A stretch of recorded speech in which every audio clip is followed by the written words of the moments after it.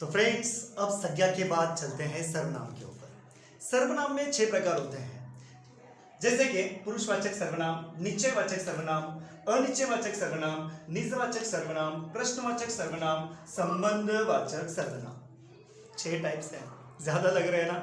Don't worry, but आपको ये already पता है। ये सर्वनाम सर्वनाम यानी वो होता है जो नाम के जगह पे यूज किया जाता है, वो वर्ड सर्वनाम कहलाता है ना दोस्तों। अब देखो, पुरुषवाचक सर्वनाम इसमें कौन कौन से आते हैं? मैं, मुझे, हम, हमें, तू, तुम, तुमको, तुमसे, वह, वे, यह, ये, उसे, उससे, उनके लिए, ये सारे क्या है? पुरुषवाचक सर्वनाम है। इसमें कहने वाला, सुनने वाला, उसके लिए वह एक शब्द का वहां पे प्रयोग किया जाता है। ये पुरुषवाचक सर्वनाम। निश्चयवाचक यानी परफेक्टली, यह, वह, डेमोन्स्ट्रेटिव नाउन, प्रोनाउन जिसको कहते हैं हम लोग, यह, वह, दिस एंड दैट जिसको बोलते हैं हम लोग, वो वाला है ये, यह, वह। अनिश्चयवाचक यानी प्रॉपर मत, पता नहीं है, फिक्स नहीं है, जैसे कि कोई, कुछ, वहां कोई खड़ा है, कौन खड़ा है नहीं पता, अनिश्चयवाचक है ना। और दूसरा कैसे? कुछ, मां मुझे कुछ खाने को दो, है ना? भूख लगी है क्या? आपको लगी हुई होगी, ओके, बाद में खाना, थोड़ा सा पहले देख लो। कुछ ही यानी क्या? मुझे कुछ भी खाने को दो, जो भी है पका हुआ, भूख लगी है, कुछ भी खाने को दो। प्रॉपरली बोला नहीं है कि मुझे ये दो या वो दो, मां मुझे खाने को कुछ दो। कुछ जो है अनिश्चयवाचक सर्वनाम है। निजवाचक जो खुद के बारे में कहा जाता है, स्वयं, मैं अपना काम स्वयं कर लेता हूं, या मैं अपना काम अपने आप कर लेता हूं, तो स्वयं और आप जो है ये आपका निजवाचक सर्वनाम कहलाएगा। प्रश्नवाचक सर्वनाम जिससे कि प्रश्न पूछा गया है, कौन, क्या, ये जो है प्रश्नवाचक। प्रश्न तो आपको मालूम ही है, उसको अलग से बताने की जरूरत नहीं है। संबंधवाचक यानी एक सेंटेंस का दूसरे सेंटेंस के साथ में यहाँ पे कोई ना कोई एक चीज का दूसरी चीज के साथ में यहाँ पे रिलेशन रहेगा। जैसे कि फॉर एग्जांपल, जो जीतेगा उसे इनाम मिलेगा, रिलेशन है ना। जो जीतना और इनाम, जो जीतने वाला है उसे इनाम मिलने वाला है, ओके। जो जैसा करेगा वो वैसा पाएगा, जो जितनी पढ़ाई करेगा उतने गुण भी पाएगा, उतने मार्क्स भी पाएगा, उतने परसेंटेज भी पाएगा। और आप सभी बड़ी मेहनत कर रहे हो तो अच्छे से अच्छे मार्क्स आने वाले दोस्तों। कॉन्फिडेंस रखो, ट्रस्ट रखो, ओके। पूरा ग्रामर ध्यान से देखो तो इसमें तो 100% आपको आना है ना दोस्तों। तो चलिए दोस्तों, इसके ऊपर कुछ एग्जांपल देखते हैं सर्वनाम के ऊपर। जैसे कि सितंबर 2021, मार्च 2022 में ये क्वेश्चंस आए थे। उस समय क्रांतिकारी आंदोलन हो रहे थे, उसके नीचे यहाँ पे अंडरलाइन दिया गया। आज उसे साक्षात्कार के लिए जाना है, वह चुपचाप बैठा रहा, बाहर कोई नहीं है, ये शोर कौन मचा रहा है। ऑब्वियसली आपने पहचान लिया होगा कि ये सारे के सारे जो है सर्वनाम है। सर्वनाम में जो है ये उस, उसे, ये जो है पुरुषवाचक सर्वनाम, ये जो है वह, ये भी पुरुषवाचक सर्वनाम है। कोई अनिश्चयवाचक सर्वनाम है, और कौन प्रश्नवाचक सर्वनाम है ना दोस्तों। तो काफी आसान है, इसको बिल्कुल भी हमें छोड़ना नहीं है। चलिए फ्रेंड्स, अब देखते हैं शब्द भेद का आखिरी प्रकार, विशेषण, ओके। विशेषण में देखिए, गुणवाचक विशेषण, संख्यावाचक विशेषण, परिमाणवाचक विशेषण और सार्वनामिक विशेषण, ये 4 मुख्य प्रकार हैं, ओके। गुणवाचक, आप में भी बहुत गुण है ना, है कि नहीं? अच्छे, कुछ बुरे, ऐसे गुण सब में होते हैं। तो यहाँ पे कुछ गुण बताया जाता है, कुछ दोष बताया जाता है, उसका रूप के बारे में यहाँ पे जो है कुछ बताया जाता है, उसके आकार के बारे में, उसके प्रकार के बारे में यहाँ पे कुछ जानकारी दी जाती है। उस शब्द को हम लोग कहेंगे गुणवाचक विशेषण। जैसे अच्छा है, बुरा है, ऊंचा है, नाटा है, ओके। ये सारे क्या है? काला है, गोरा है, मोटा है, पतला है ना। ये सारे गुण बताए जाते हैं, ओके। उसके बाद संख्यावाचक में 2 प्रकार और आते हैं, निश्चित और अनिश्चित। जहां पे फिक्स नंबर बताया जाता है वो कहलाता है निश्चित संख्यावाचक विशेषण। विशेषण यानी पता है ना, एडजेक्टिव, ओके। निश्चित 1 2 3 4 10 20 50 ऐसे जो भी है नंबर वहां पे आएंगे, फिक्स नंबर वहां पे होगा, तो वो कहलाएगा निश्चित संख्यावाचक विशेषण। अनिश्चित संख्यावाचक विशेषण में फिक्स नंबर नहीं रहेगा, कुछ कुछ नंबर के, मुझे कुछ पेंसिल दे दो, कितने दे दो पता नहीं, बस कुछ दे दो, पेंसिल दे दो।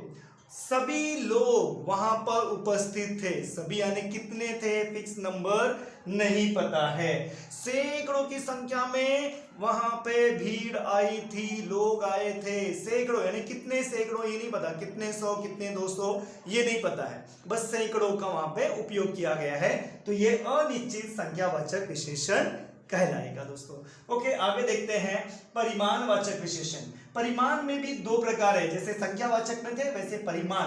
दोस्तों देखो, परिमाण को बहुत सारे लोग परिणाम लिख देते हैं। ओके, परिणाम नहीं, परिणाम तो अभी आने वाला है एग्जाम के बाद में, है ना, और अच्छा ही आएगा। ओके, तो देखो परिमाणवाचक विशेषण, परिमाण में भी दो प्रकार है, निश्चित और अनिश्चित परिमाणवाचक विशेषण, है ना दोस्तों। निश्चित यानी परिमाण का मतलब पहले समझ लो, यूनिट, एकक जिसको कहते हैं हम लोग, किलोमीटर, है ना, ये यूनिट होते हैं ना, इस तरह से लीटर, मीटर, किलो वगैरह, सेंटीमीटर, मीटर, ये सारे जो हैं एक परिमाण है, एक यूनिट है।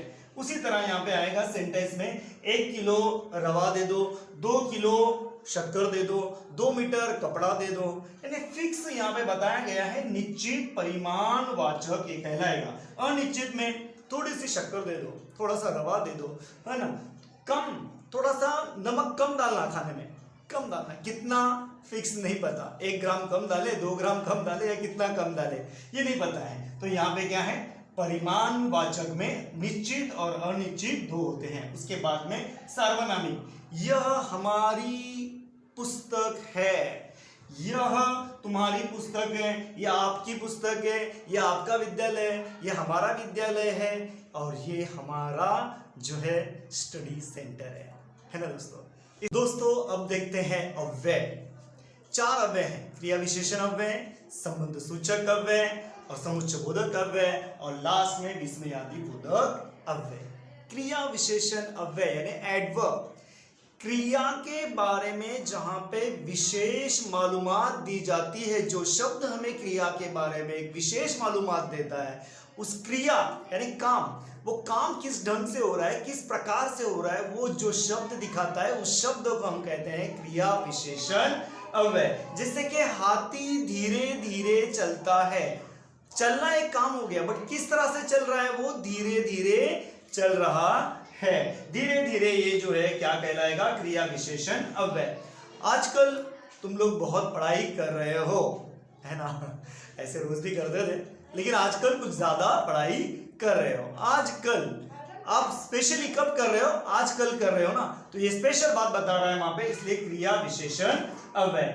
वहां, वो वहां है, यहां है वगैरह, इस तरह से ये शब्द आएंगे क्रिया विशेषण अव्यय। धीरे धीरे, स्लोली, वो बहुत जल्दी से काम कर रहा है, बहुत स्मार्टली काम कर रहा है, अच्छे से कर रहा है, ये जो एडवर्ब है वो एडवर्ब कहलाता है क्रिया विशेषण अव्यय। अब आते हैं समुच्चय बोधक अव्यय। समुच्चय बोधक अव्यय ये क्या काम करता है, 2 वाक्य को जोड़ने का काम करता है, कंजक्शन, जैसे कि मराठी में कहेंगे इसको उभयनाभी अव्यय, है ना, इस तरह से 2 सेंटेंस को जोड़ना, एंड बट, है ना, और बिकॉज, इस 2 सेंटेंस को जोड़ते हैं। जब उसी तरह लेकिन, किंतु, परंतु, की, क्योंकि, इसलिए, ये सारे जो है क्या है, 2 सेंटेंस को जोड़ने का काम करते हैं।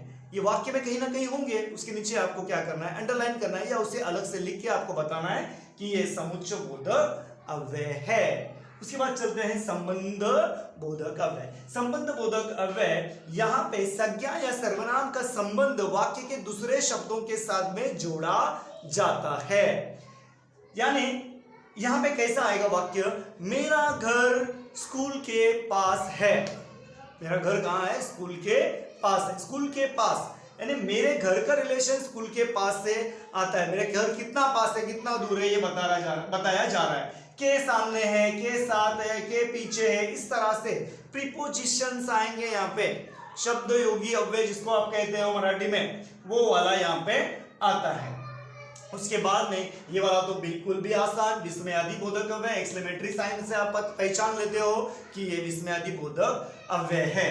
वाह वाह क्या पेपर था, जब आप सारा ये वीडियो देखोगे, समझ में जब आएगा, आप जब पेपर दोगे ये वाक्य कहोगे आप जरूर कि वाह क्या पेपर था सर, बहुत ही आसान पेपर था, अरे इतना आसान आता है बोर्ड के एग्जाम में, ऐसे भी आप कह सकते हो। और आगे क्या है, ओह ओहो वही आ गया जो मैंने देखा था, जो मैंने पढ़ा था वही आ गया, ऐसे आप कहोगे, है ना। तो आगे भी हम लोग इसी तरह जो है हंसते खेलते आगे आगे बढ़ेंगे। अभी ये हो गया आपका अव्यय। नेक्स्ट पॉइंट अभी देखते हैं हम लोग। फ्रेंड्स अब बारी है कुछ प्रीवियस ईयर के क्वेश्चंस की। ओके, तो देखो दोस्तों, अव्यय पे कुछ क्वेश्चंस आए थे मार्च 2023 में, सितंबर 2021, मार्च 23, कुछ बोर्ड के प्रीवियस पेपर्स में क्वेश्चंस आए थे। किस तरह से क्वेश्चंस थे देखिएगा, बहुत का जो है वाक्य में प्रयोग करना था, यानी अपने को उसका एक सेंटेंस बनाना था हमें। किस तरह से देखो बनाया गया है यहाँ पे, रमेश बहुत थक गया है, एकदम सिंपल सेंटेंस, रमेश बहुत थक गया है या बहुत थक गया था। ओके, अब और जो है ये बहुत बार पूछा गया है, लास्ट ईयर एग्जाम में भी पूछा गया था, मार्च 2023, सितंबर 2021 में भी पूछा गया है। कवि ने डायरी निकाली और कविता सुनाने लगे। किसमें का वाक्य दोस्तों, किस चैप्टर में का है, वारे हमदर्द, कितना कॉमेडी चैप्टर है ना। ओके, तो कवि ने डायरी निकाली और कविता सुनाने लगे। कवि का काम ही होता है, जब भी कवि को कोई मिल जाता था वो क्या करते थे, अपने झोली में से कविता की डायरी निकालते और उसे पूरी कविता सुनाए बगैर उसको छोड़ते नहीं थे, है ना। अब आगे है मार्च 2020 में आया था, वाह वाह क्या बात है ना। के साथ राम शाम के साथ स्कूल गया। सिंपल सेंटेंस बनाने का दोस्तों, ज्यादा कुछ करना नहीं है, राम शाम के साथ स्कूल गया। ओके, संबंध सूचक अव्यय आता है, ये विस्मयादि बोधक अव्यय आता है, ये समुच्चय बोधक अव्यय आता है। इस तरह से आगे का देखते हैं। के अलावा 2021 सितंबर में ये आया था। के अलावा, मुझे सिलाई के अलावा पेंटिंग भी आती है, यानी मुझे इसके अलावा और क्या काम आता है, सिलाई के अलावा पेंटिंग भी आता है। सिंपल वाक्य बनाने का दोस्तों, एक 2 मार्क्स इजीली यहाँ पे मिल जाते हैं आपको, और आपको पता ही है each and every marks is important. तो फ्रेंड्स अब बारी है संधि की। संधि वैसे तो काफी डिटेल है, बहुत सारे इसके रूल्स और नियम, बहुत सारा कुछ है इसका, लेकिन इन शॉर्ट कुछ टिप्स एंड ट्रिक के साथ देखते हैं। जो बोर्ड के पेपर में संधि कुछ इस तरह से आई थी, कुछ शब्द ये आए थे संधि के, तो देखते हैं दोस्तों। शब्द आया था मार्च 2023 को, सदैव। देखो दोस्तों, यहाँ पे जो है आपकी ऐ की मात्रा लगी है, सदैव। तो जब 2 मात्रा लगती है तब क्या बनता है इसका, सदा प्लस ऐव, यानी ये 2 मात्रा हटाकर हमें आ और ए लगाना है। जैसे कि मैंने यहाँ पे ट्रिक में भी आपको बताया है कि आई की मात्रा जब आएगी तो आपको आ की मात्रा और ए लगाना है, ब्रैकेट में भी मैंने वही लिखा है यहाँ पे। तो ये कहलाएगा स्वर संधि, क्योंकि यहाँ पे ए आया हुआ है तो क्या कहलाएगा ये, स्वर संधि। सदैव, सदैव का क्या बनेगा, सदा प्लस ऐव। मार्च 22 में आया था सदाचार, सदाचार। दा और चा यहाँ पे जब पास मिलके आते हैं तो हम लोग क्या करेंगे, इसको दा को जो है क्या बना यहाँ पे, देखो मैंने अंडरलाइन किया है कि कौन सा वर्ड का चेंजेस यहाँ पर हुआ है। जैसे कि सदा जो था सत प्लस आचार बन गया, क्या बन गया, सत प्लस आचार, सदाचार। व्यंजन संधि, जैसे कि यहाँ पे आ तो आया है लेकिन त भी था यहाँ पे, इसके लिए ये क्या बन गया था, व्यंजन संधि। ओके दोस्तों, यहाँ पे मैंने बताया आपको शॉर्टकट टिप्स एंड ट्रिक्स में कि दा जब अगर आता है तो त और आ लगाइए, लेकिन उसके साथ में चा भी रहना चाहिए। ओके, सितंबर 2021 में संतोष आया था। संतोष जब अनुस्वार आया है तो अनुस्वार वाला जो शब्द होता है कुछ इस तरह से, अनुस्वार घट के यहाँ पे आएगा म, और यहाँ पे एक लाइन भी खींचना है, यानी आधा म।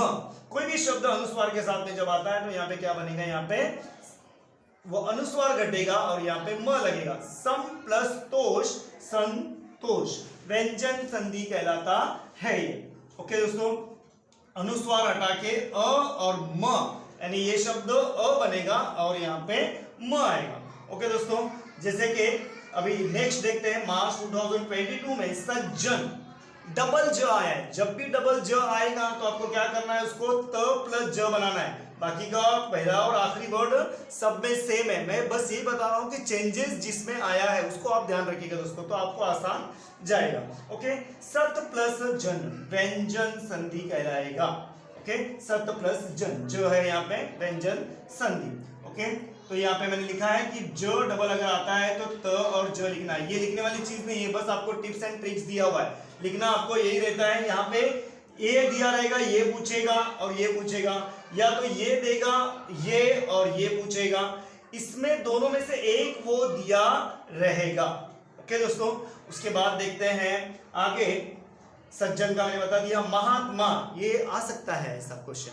ओके, महात्मा, महा प्लस आत्मा स्वर संधि। दुर्बल, देखो यहाँ पे रफार आया है। जब रफार आएगा तो हम लोग क्या करेंगे, ये सेम वर्ड लिखेंगे, उसके आगे दो विसर्ग लगाएंगे और विसर्ग लगाने के बाद ये कौन सा कहलाएगा, विसर्ग संधि। जब भी ऐसे दो डॉट आते हैं तो क्या लिखना है आपको, विसर्ग संधि।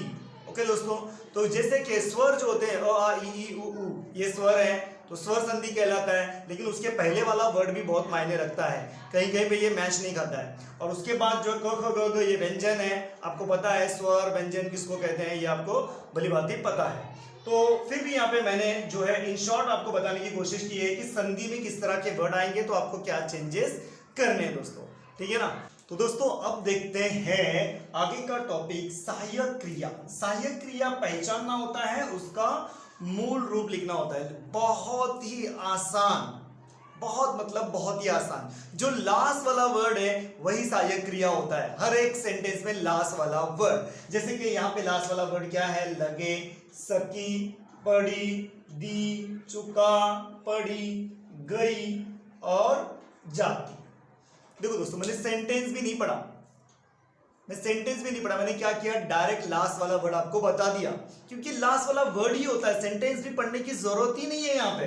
जैसे कि ये क्वेश्चन मैंने लिखा है क्योंकि ये मार्च 2023 में था, सितंबर जो है 2021, सितंबर 2021, मार्च 22, ये सारे जो है बोर्ड के आए हुए क्वेश्चन हैं दोस्तों, इसलिए मैंने इसको जानबूझकर लिखा था। जैसे कि इधर बच्चे रेत का घर बनाने लगे, लगे जो है ये क्या है, सहायक क्रिया है। सहायक क्रिया हमें क्या करना है, आंसर में लिखना है लगे, लगे का हो गया लगना। ओके, अब यहाँ पे मानू इतना ही बोल सकी, यहाँ पे लिखना है सकी, सकी का बन जाएगा मूल शब्द सकना, यानी ना लास्ट में आना चाहिए। वही आवाज दूसरे कमरे से सुनाई पड़ी, पड़ी लिखना है, उसके आगे डैश करना है और लिखना है पढ़ना। ये आया था सितंबर 2021 में। फाटक से पहले ही गाड़ी रोक दी। अब दी जो है लास्ट वर्ड है, उसी को लिखना है दी। दी का मूल शब्द होता है, मूल रूप इसका देना। ओके, नौकरी के लिए आवेदन कर चुका, चुका जो है लास्ट वर्ड है, तो इसलिए ये बन गया इसका सहायक क्रिया और चुका का हो गया चुकना। ओके, उसके बाद टैक्सी एक पतली सी सड़क पर दौड़ पड़ी, पड़ी का हो जाएगा पढ़ना। ओके, उसके बाद यहां मछलियां पकड़ी गई, मार्च 20 का क्वेश्चन है। गई, गई का हो जाएगा गाना नहीं होगा। ओके, गई का गाना नहीं बनाना, गई का बनाना है हमें क्या, यहाँ पे जाना। ओके, फिर धूप तीखी होती जाती, जाती का भी बन जाएगा जाना। ओके दोस्तों, मेन मूल शब्द यहाँ पे आपको बनाना है। सहायक क्रिया यानी हेल्पिंग वर्ब्स, मेन क्रिया के साथ में आने वाला एक सहायक क्रिया जो होता है, उस शब्द को हम लोग सहायक क्रिया कहते हैं। जैसे कि घर बनाना, ये तो बनाना एक मूल क्रिया है, बनाना मूल क्रिया, उसके आगे जो है लगे जो लगा है वो है सहायक क्रिया। बोलना मेन क्रिया है, ये सकना जो है ये सहायक क्रिया का काम कर रहा है। सुनना मेन क्रिया है, पढ़ना जो है सहायक क्रिया का काम कर रहा है ना दोस्तों। तो इस तरह से जो है सहायक क्रिया है। सहायक क्रिया के अंदर वाक्य का भी प्रयोग करना पड़ता है। जैसे कि वो कहेगा कि आप जो है लगना का वाक्य में प्रयोग कीजिए, तो काफी ध्यान से आपको इसमें वाक्य का प्रयोग करना है दोस्तों। जैसे कि वो शब्द देगा लगना, लगना इसका सहायक क्रिया का वाक्य बनाइए। ओके, तो आपको एक मूल क्रिया वहां पे लगानी है, उसके बाद सकना का कोई भी रूप लगाओ। जैसे कि सकना ही लगाना है, मतलब सकना ही नहीं आएगा, यहाँ पे सकी भी आ सकता है, सकेगा, सकता, इस तरह से शब्द बनेंगे। जैसे कि मानो इतना ही बोल सकी, यहाँ पे मेन क्रिया बोल है और सकी जो है ये इसका सहायक क्रिया की तरह इस्तेमाल हुआ है। जैसे लगे, लगना, वो देगा लगना, लगना इस शब्द का आप सहायक क्रिया के तरह उपयोग कीजिए, आपके वाक्य में प्रयोग कीजिए, ऐसा क्वेश्चन आ सकता है। इधर बच्चे रेत का घर बनाने लगे, बनाना मूल क्रिया है जैसे कि मैंने पहले भी बताया आपको, और लगना जो है ये सहायक क्रिया। लास्ट में आना चाहिए लगे व लगना का कोई भी रूप, लेकिन वो लास्ट में आना चाहिए, लेकिन उसके पहले एक मूल क्रिया आना बहुत ही जरूरी है दोस्तों, ठीक है ना। तो ये सहायक क्रिया पहचानना बहुत ही आसान है, लास्ट वाला वर्ड होता है और उसके आगे जो है आपको डैश करके उसका मूल रूप लिखना होता है दोस्तों। तो आगे आपका सबसे फेवरेट पार्ट, क्या, प्रथम प्रेरणार्थक, द्वितीय प्रेरणार्थक, है ना, सबको आता है, इसलिए मैंने भी सिर्फ 3 ही एग्जांपल लिए यहाँ पे। जैसे कि मार्च यहाँ पे 20 में आया था, फैलना, फैलाना, फैलवाना, यानी क्या करना है, प्रथम प्रेरणार्थक में आ की मात्रा लगाना है, द्वितीय प्रेरणार्थक में हमें वा का इस्तेमाल करना है। मार्च 23 में आया था धुलना, धुलाना, धुलवाना। मार्च 20 में आया था लिखना, लिखाना, लिखवाना। आप बोलोगे बस सर ये आता है हमारे को, इसलिए मैंने भी ज्यादा नहीं दिखाया आपको यहाँ पे, सिर्फ 3 ही एग्जाम्पल, क्योंकि ये भी एक पार्ट है ना ग्रामर का, इसलिए मुझे बताना जरूरी था। तो मैंने यहाँ पे बता दिया आपको कि एक प्रेरणार्थक क्रिया, सहायक क्रिया अलग, प्रेरणार्थक क्रिया अलग। प्रेरणार्थक क्रिया जब भी आए तो आपको क्या करना है, क्रिया लिखना है, प्रथम प्रेरणार्थक, द्वितीय प्रेरणार्थक। फैलना, फैलाना, फैलवाना, धुलना, धुलाना, धुलवाना, खाना, खिलाना, खिलवाना, लिखना, लिखाना, लिखवाना, पढ़ना, पढ़ाना, पढ़वाना, बहुत आपको आता है दोस्तों, इसलिए इसको ज्यादा देखेंगे नहीं, आगे का ग्रामर देखते हैं, ठीक है ना। तो फ्रेंड्स अब देखते हैं कारक। तारक मेहता तो बहुत देखे ना, अब थोड़ा कारक मेहता देखेंगे क्या है इधर, है ना दोस्तों। तो देखो दोस्तों क्या है, सबसे पहले जो है आपको कुछ मैं यहाँ पे वर्ड्स बता रहा हूं जिससे कि आप इजीली पहचान सकते हो कि कौन सा कारक है। आपको तो पता ही होगा, कर्ता कारक, कर्म कारक, करण कारक, अपदान, संप्रदान, संबंध, अधिकरण, संबोधन, ये सारे जो है कारक हैं। बट पहचाने कैसे, वाक्य दिया रहता है और कहा रहता है कि कारक पहचानो, है ना, कारक को जो है पहचानना होता है। जैसे कि यहाँ पे सेंटेंस यहाँ पे मैंने ऑलरेडी लिखे हैं, यहाँ पे निम्नलिखित वाक्यों में प्रयुक्त कारक पहचान कर उसका भेद लिखिए, ऐसे क्वेश्चन आता है आपको।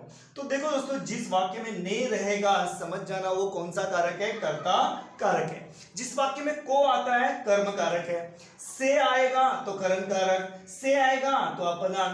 कंफ्यूजन चालू कि से 2 बार आ रहा है, कब करण और कब अपदान, फर्क है इसमें दोस्तों। कैसा, अगर से जब उस चीज को दूर जाता हुआ दिखाई देता है या कुछ अलग होता हुआ दिखाई दे रहा है, जैसे कि एप्पल जो है, सफरचंद जो है यानी सेब जो है पेड़ से नीचे गिर रहा है, यानी वो दूर जा रहा है, वहां से अलग हो रहा है, ये दिख रहा है, तो अपदान। करण, मैं हाथ से लिखता हूं, अब हाथ से लिखने के बाद हाथ कोई दूर तो जाने वाला नहीं है, अलग होने वाला नहीं है, तो वहां पे आएगा करण।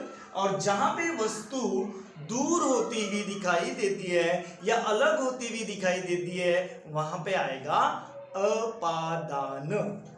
ध्यान रखना, आपदान भी लिखते हैं बहुत सारे लोग, जहां पे आ की मात्रा है वहीं पे देना है दोस्तों, ओके, ठीक है। से और से का कंफ्यूजन क्लियर। करण कब, वस्तु दूर जाती हुई नहीं दिखाई देती, से कब, अपदान कब, से जब आएगा और वस्तु दूर जाती हुई दिखाई देगी तो वहां पे आएगा अपादान, ठीक है। अब जो है के लिए आता है तो संप्रदान, का की के संबंध बताता है, में और पर अधिकरण। अरे किसी को बुलाया गया है, संबोधित किया गया है, किसी को जो है पुकारा गया है, तो वहां पे हो जाएगा संबोधन। कुछ बोर्ड में कुछ क्वेश्चंस आए थे इसके ऊपर, मार्च 23 में, सितंबर में, कुछ इस तरह से क्वेश्चन थे, कितने दिनों की छुट्टियां हैं। अब यहाँ पे कारक को पहचानना है और उसका भेद बताना है, तो आपने पहचान लिया होगा। जैसे कि मैंने आपको बोला था कि का की के जहां पे आएगा वो क्या कहलाता है, आपका संबंध कारक, ओके। दूसरा है आवाज ने मेरा आवाज ने मेरा ध्यान बटाया। ने आ गया दोस्तों, मैंने बोला था आपको ने अगर आता है तो कौन सा है, कर्ता कारण। ओके, उसके बाद हमारे शहर में एक कवि है, में आ गया, में आ गया मतलब ये कौन सा है, अधिकरण कारण। रूपा उस समय कार्यभार से उद्विग्न हो रही थी। रूपा उस समय कार्यभार से उद्विग्न हो रही थी, तो यहां पे कौन सा आएगा, करण कारण। तो आपको इसे सर्कल नहीं करना है, जैसे मैंने यहाँ पे सर्कल किया है, आंसर में आप सर्कल करके आना नहीं है दोस्तों। तो आपको क्या करना है कि आया है फर्स्ट में, जो है फर्स्ट का आंसर में लिख रहा हूं यहाँ पे की यानी किसमें था, ये का की के संबंध कारक में, का की के संबंध कारक में आया। ने लिखना है आपको दूसरे का उत्तर, ये पहले का था, ये दूसरे का, ने यानी कर्ता कारक। ओके, उसके बाद में है, में यानी आपका हो जाएगा ये अधिकरण, में या पर आया तो अधिकरण।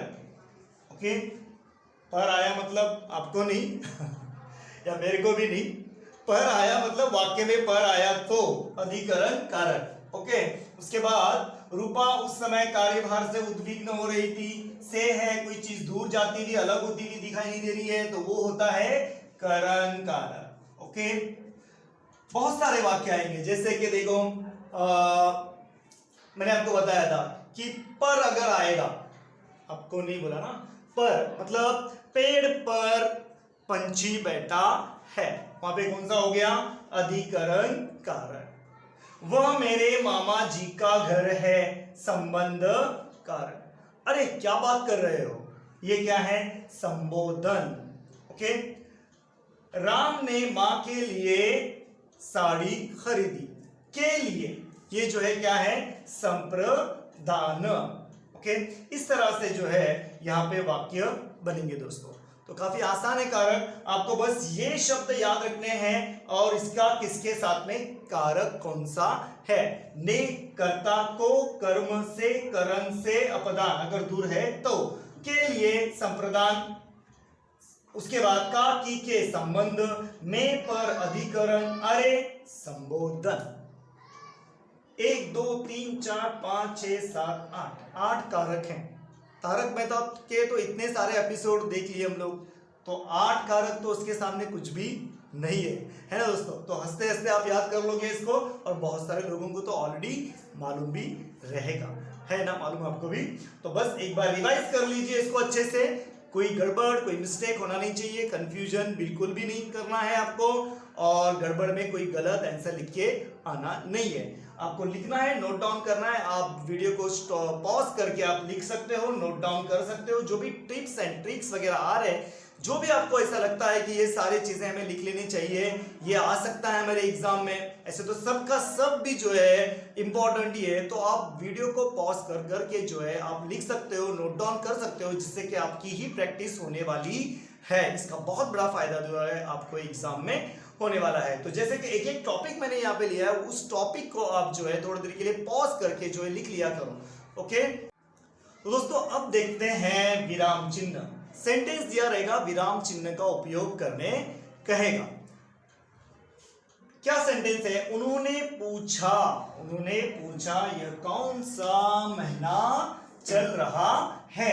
यहां पे आएगा डैश, और ये क्वेश्चन है इसलिए यहां पे आएगा क्वेश्चन मार्क। उन्होंने पूछा ये कौन सा महीना चल रहा है। नेक्स्ट सेंटेंस है, मैंने कराहते हुए पूछा मैं कहां हूं, question mark, inverted comma, complete. क्यों, क्या हुआ, क्वेश्चन मार्क, गाने को पूरा करो उमा। ये जो है आपको विराम चिन्ह का इस्तेमाल करना है। सेंटेंस पढ़ के ही पता चल जाता है कि कौन सा विराम चिन्ह वहां पे लगने वाला है। क्या ये क्वेश्चन मार्क है, ये क्वेश्चन है, या ये जो है एक्सक्लेमेटरी सेंटेंस है, क्या एक्सक्लेमेटरी साइन लगाना है। ये क्वेश्चन पढ़ते से ही आपको मालूम पड़ जाता है। हिंदी इतनी आसान लैंग्वेज है कि वो खुद ही बता देता है वो सेंटेंस की उसके अंदर कौन सा विराम चिन्ह लगना जरूरी है। और ये तो आपको पता ही है कि हर एक वाक्य के एंडिंग में जो है पूर्ण विराम तो आता ही है, क्वेश्चन वाला छोड़कर। क्वेश्चन वाले में तो ऑब्वियसली क्वेश्चन मार्क ही आएगा, प्रश्न चिन्ह ही आएगा, है ना दोस्तों। तो का 3 सेंटेंस आपके लिए काफी है कि आपको तो सेंटेंस पढ़ के पता लगेगा ही कि कौन सा सेंटेंस में कौन सा आपको जो है विराम चिन्ह लगाना है। ओके, जैसे कि इन्वर्टेड कॉमा अगर कहा गया सेंटेंस है तो इन्वर्टेड कॉमा, अगर कोई क्वेश्चन है तो question mark. Okay, exclamatory sign अगर आएगा, वाह कितना सुंदर ये फूल है, ओके, वाह कितना सुंदर ये फूल है। तो इस तरह से जो है आपको पता चल ही जाएगा वो क्वेश्चन पढ़ के कि कौन सा वहां पे विराम चिन्ह आ सकता है। ठीक है ना दोस्तों।